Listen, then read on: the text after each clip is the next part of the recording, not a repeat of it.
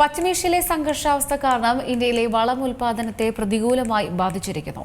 കണക്കുകൾ പ്രകാരം ആഭ്യന്തര വളം ഉൽപാദനം 59.01 ലക്ഷം ടണ്ണായി കുറഞ്ഞു. ഈ സമയത്തെ പ്രതിസന്ധി കർഷകർക്കിടയിൽ വലിയ ആശങ്കയാണ് പടർത്തുന്നത്. പശ്ചിമേഷ്യയിലെ സംഘർഷാവസ്ഥ വലിയൊരു ആശങ്ക തന്നെയാണ് ലോകരാജ്യങ്ങളിൽ വിതറിയത്. ഇത് എല്ലാ കോണുകളിലും അതിന്റെ തടസ്സങ്ങൾ സൃഷ്ടിച്ചു. ഇന്ത്യയിലും പ്രകടമായിരുന്നു ഇതിന്റെ അനിഷ്ട സംഭവങ്ങൾ. എന്നാൽ ഇപ്പോഴിതാ ഇന്ത്യയിലെ വളം ഉൽപാദനത്തെ പശ്ചിമേഷ്യയിലെ സംഘർഷാവസ്ഥ പ്രതികൂലമായി ബാധിച്ചിരിക്കുന്നുവെന്ന റിപ്പോർട്ടുകൾ. അതെ, കണക്കുകൾ പ്രകാരം മാർച്ച് 1 മുതൽ ഏപ്രിൽ 26 വരെയുള്ള ആഭ്യന്തര വള ഉൽപാദനം 59.01 ലക്ഷം ടണ്ണായി കുറഞ്ഞുവെന്നാണ് പറയുന്നത്. കഴിഞ്ഞ വർഷം ഇതേ കാലയളവിൽ ഇത് 76.09 ലക്ഷം ടൺ ആയിരുന്നു.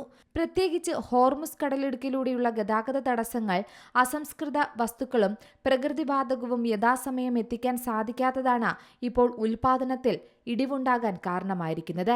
ഏകദേശം 12 ലക്ഷം ടണ്ണിന്റെ കുറവാണ് രേഖപ്പെടുത്തുന്നത്.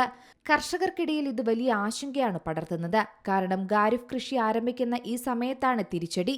അന്താരാഷ്ട്ര വിപണിയിൽ വളം നിർമ്മാണത്തിന് ആവശ്യമായ അസംസ്കൃത വസ്തുക്കളുടെ വില കുതിച്ചുയരുന്നതും ഉൽപാദന കമ്പനികളെ വെട്ടിലാക്കുന്ന മറ്റൊരു ഘടകമാണ്. കൂടാതെ 2 മാസത്തിനിടെ യൂറിയയുടെ ഇറക്കുമതി വില ടണ്ണിന് ഏകദേശം $510 നിന്ന് $950 മുകളിലേക്ക് വർദ്ധിച്ചു. യൂറിയയ്ക്ക് പുറമെ DAP, സൾഫർ, അമോണിയ എന്നിവയുടെയും വിലയും വലിയ വർധനവാണ് രേഖപ്പെടുത്തുന്നത്.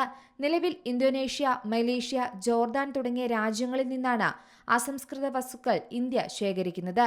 എങ്കിലും വർദ്ധിച്ചു വരുന്ന ചെലവ് വിപണിയെ വല്ലാതെ ബാധിക്കുന്നുണ്ട്.